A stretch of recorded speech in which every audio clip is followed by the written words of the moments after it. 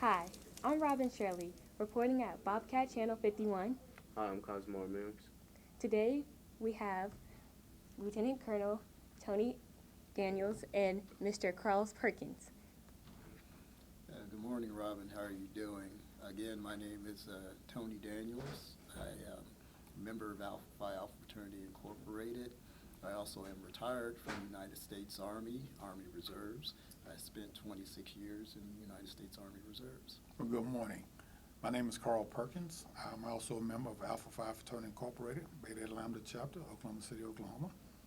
I was in the military. I'm a military brat. I lived on and around military bases all my life. I was born in a military hospital. My dad was in the U.S. Army for 27 and a half years, and here I am. It's nice having you two all here come to our school today. You said you graduated from college. What college did you attend? Right. I graduated from the University of Oklahoma, the OU, Sooners, in Norman. My major was political science. And also I graduated from the University of Central Oklahoma in Edmond, where I received my master's degree in criminal justice, management, and administration. I also at the University of Central Oklahoma, that's where I was commissioned through their ROTC program and became an officer in the United States Army. Oh, college. Well, I started out at Norfolk State University in Norfolk, Virginia, HBCU fame. Okay. Basically, I was born and raised in Virginia and just had to go back home. Wound up transferring out to Oklahoma State University, finished at Oklahoma State with a degree in sociology with a pre-social work emphasis. I did my master's program at East Central University, human resources with an emphasis in vocational rehabilitation, and here I am. Okay, so Mr. Lieutenant Colonel Tony Daniels. So what was so intriguing for you to major in political science? Well, I was trying to decide what I wanted to study in school, and what I found is I had a real strong interest in history, in government, civics, black history, military history. And so when I got to OU, I said, hey, I want to study political science because back then, you guys may not be aware of it, back then they had something that happened with the television where TV stayed on 24 hours a day. They call it cable news network with CNN and other channels like that. And so I would sit around and watch the news cycle 24 hours. And I said, you know what? This is very interesting. When I get to college, I think I want to be able to study politics and government and civics, and because it's current of what I'm watching and what I'm seeing. So that's why I went the route of political science. That's cool. That's cool. What made y'all want to join Alpha Alpha? For me, it was seeing African-American males who were productive, who had an interest in doing things for the community. And in college, as they say, and I hate to say this, but hanging around the alphas, I figured out one thing. They stayed up late, they partied hard, but they graduated. And at that point in college, you're looking for guidance and assistance. And if you go to college, honestly, you're going to have a good time. Yes. But in doing that, you also have to be serious enough to focus on your work, your education, and what you plan on doing with it. And the alphas that I dealt with, they did that.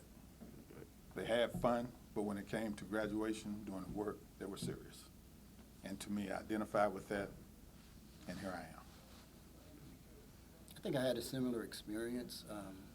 My dad, when he went to college, he wasn't Greek, meaning he didn't pledge any fraternities or things of that nature. Again, my dad spent 21 years in the United States Air Force, and he ultimately retired. He did go back and finish his bachelor's and master's degree, and I think a second master's degree, but he didn't have time for those extracurricular activities. So I really didn't know that much about fraternities and sororities. My oldest sister pledged a sorority, and she pledged Alpha Kappa Alpha sorority, AKA, right? And so that's where I first, started taking a look at that. And they would do service projects, and they would do service projects with alphas. And so I met a whole team of alphas, really from the University of Central Oklahoma, or back then it was called Central State. And they found out I was in college. I was a freshman, I think, at the time. And they would talk with me, and they asked me about my grades, my scholarship, grades, how, am I taking care of my scholastic responsibilities and things of that nature. And they, as Brother Carl was saying, it seemed like they were a very close brotherhood. They were having fun, but they were serious about grades. And then the ones who were graduating, they were going on and getting started with their careers. When I got to University of Oklahoma, then I had my eyes on a couple of fraternities, but it was the alphas that pulled me in because, once again, these brothers, not only were they going to school, but they were working for the student government, or they were working down in the basement at test files, or they were RAs, or residential advisors for the dorms. And so these brothers all were alpha men. They were serving on their campuses. They were very sharp. They were very smart. They had strong leadership skills. Again, they had a good time.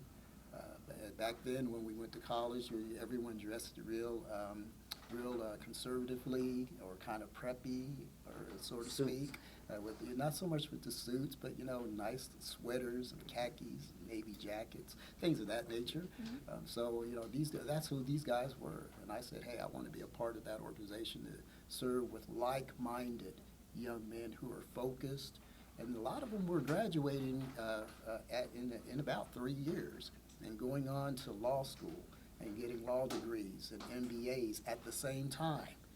So they were really sharp brothers, and they put that pressure on me once I became a member to go ahead and graduate, get into a career, start serving, and start making a difference. So that's why I chose Alpha. And then I think the last reason was, or the first reason I should have said, a lot of the gentlemen at my church, in my church district, in my denomination, a lot of them were strong alpha men, from our bishop to our presiding elder to our pastor, to a lot of just the general membership, the deacons or the stewards at the time. All these gentlemen were alpha men, and they were strong men. Okay, so thank you for telling us and giving us more information about you two's backstory. So I would like some more information about the Veterans Program. Yes. Okay. The Veterans Program, Alpha Phi Alpha, we host a Veterans Day program. It's we're in our 15th year, so we've been doing this for 15 years. It actually was the brainchild of one of our past presidents of the Beta Eta Lambda chapter here in Oklahoma City. His name is he's one of our brothers, Dr. Randy Hunt. He's a retired professor, I think a science professor, Yes, at Langston. At Langston University. He was the chapter president at the time. Well, myself and Brother Perkins, we were brand new to the Oklahoma City chapter, trying to feel our way around and get our feet wet, so to speak. And he asked us to come up with an idea for a Veterans Day program. So myself and Brother Perkins, we sat down, and we just came up with kind of like a template, so to speak, on what we thought a veterans program ought to be. There were other brothers who dived in with us. Brother Colonel Stan Evans, who's also the dean of OU's Law Center, retired dean at the OU's Law Center, and he's a retired colonel as well, full bird colonel. And so between several of us, we came up with this program. And basically the program we host, again, every year. It's always on the first Thursday of November. We found that to be the better time to do it is because it's after November normally has election seasons, either the first Tuesdays are elections, right? Mm-hmm.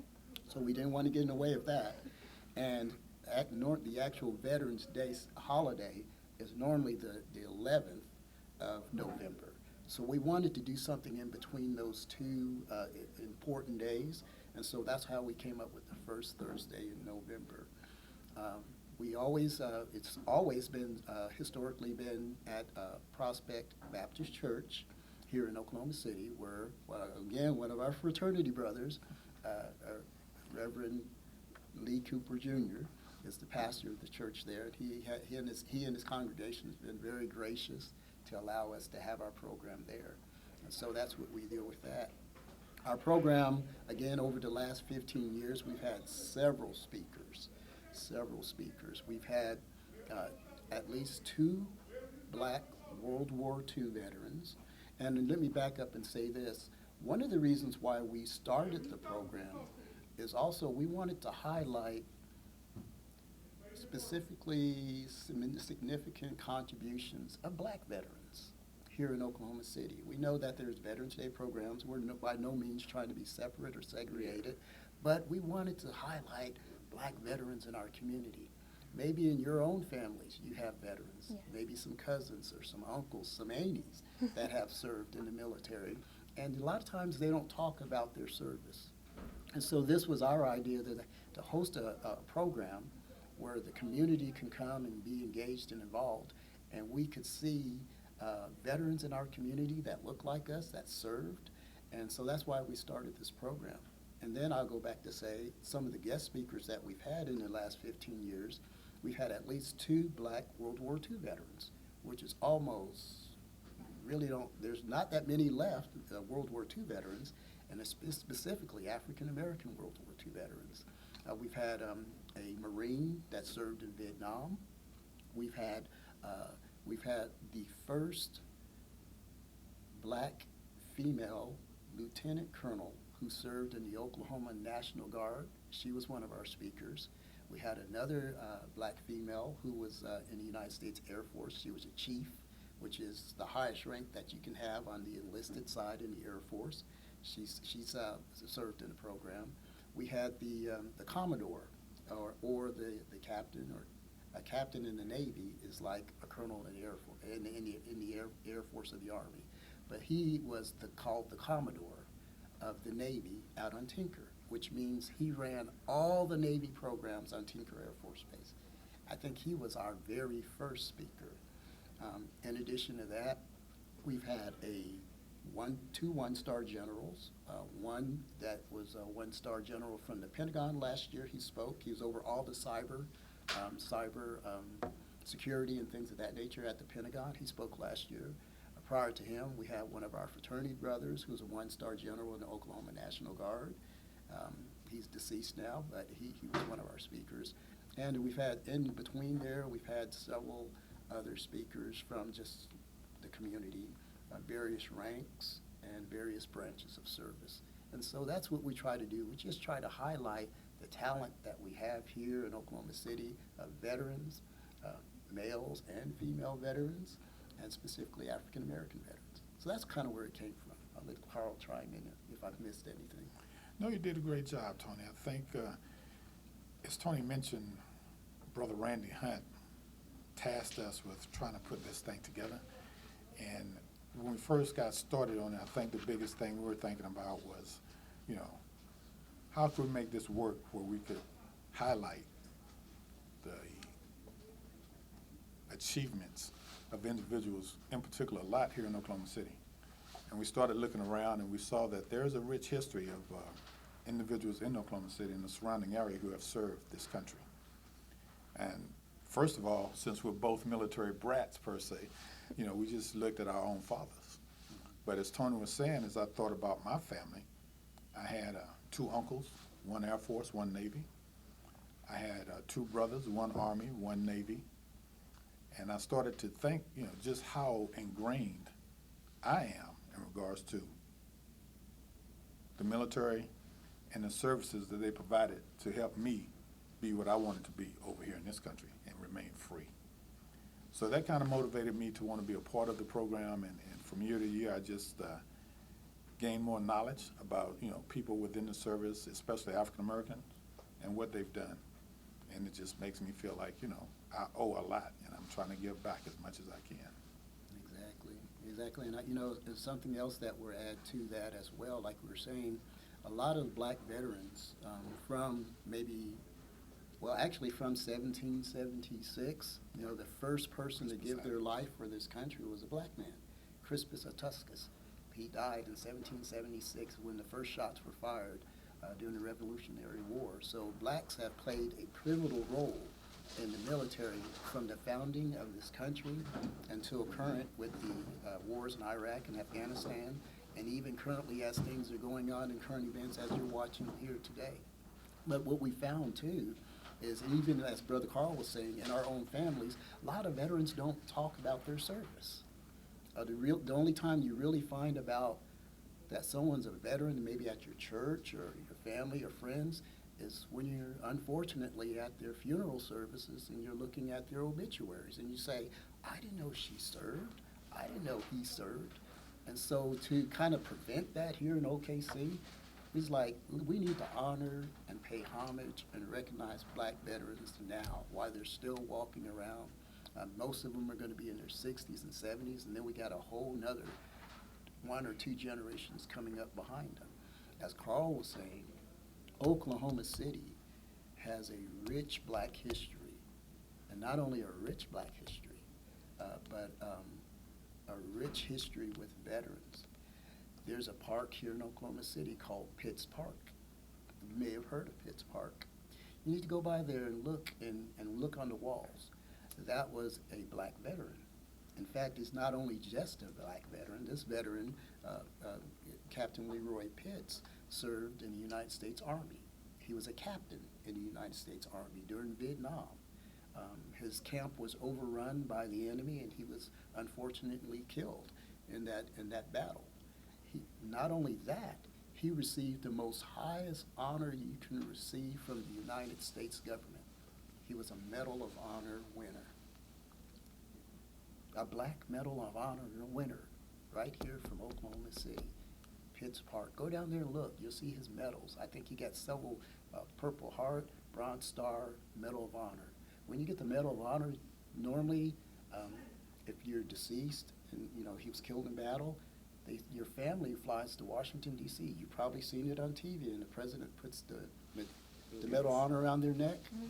His wife and his family went up and received that award. There's another one, Sergeant Reuben Rivers out of Tecumseh, Oklahoma. He served in World War II in the 761st, I think, Tanker Battalion. That's tanks in World War II fighting the Germans. He was killed in battle. He received the Medal of Honor as well from, I believe it was President Bill Clinton, I believe it was. So these are 2 right here in Oklahoma City, and if you know, Sergeant Rivers has many descendants still here in Oklahoma City, a lot of them in Spencer, Oklahoma. A couple of them go to my church. I attend church with them.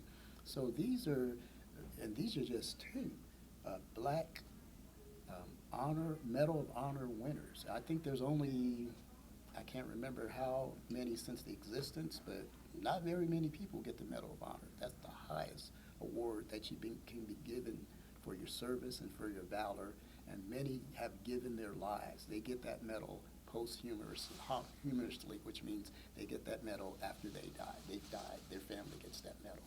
So that's what we wanted to highlight with the Alphas. Salutes our veterans program. It's not just an Alpha program.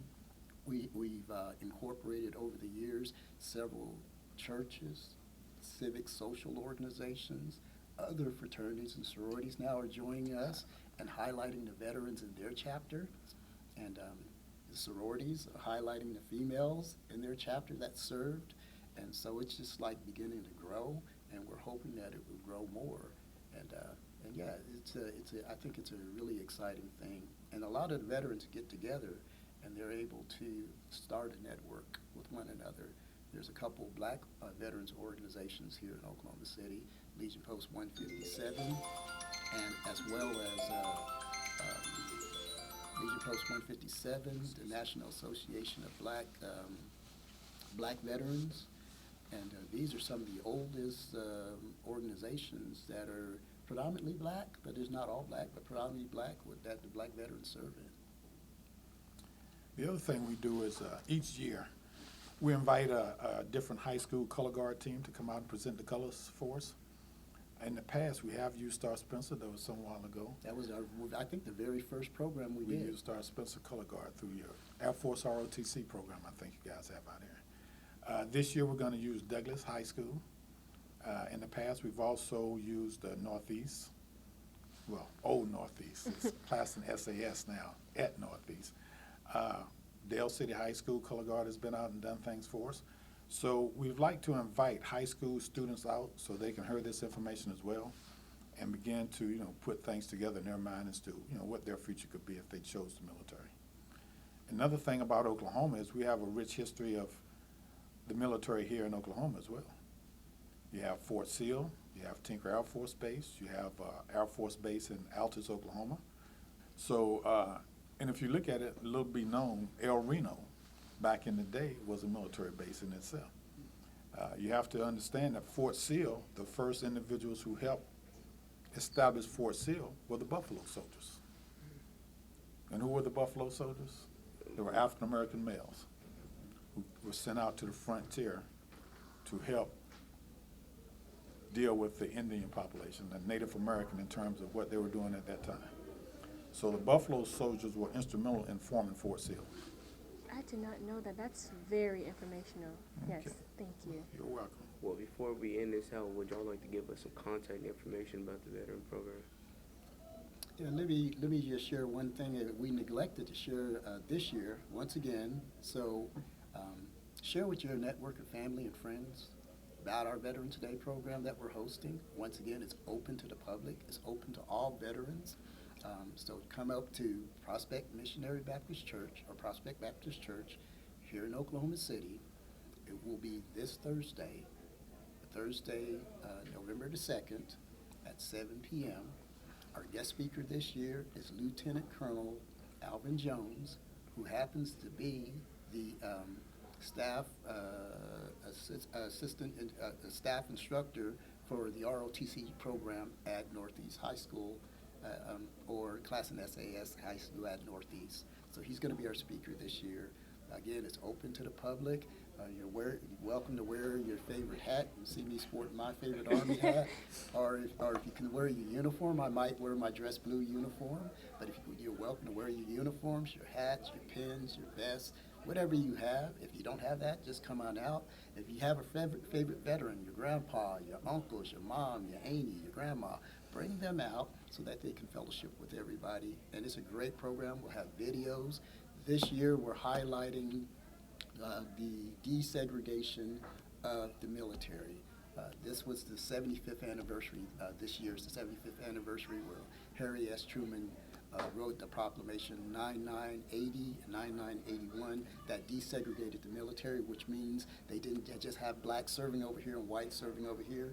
The military was desegregated and everyone was integrated on one force, fighting force. So that's pretty much what we have. Thank you guys for this time. Appreciate it. Thank you very much. I personally enjoy talking to you two because I learned a lot because I did not know all this information. So thank you very much. You're welcome. You're welcome. I'm Robin Shirley, I'm Cosmar Mims. reporting at Star Spencer High School. Thank you. Back to the news station.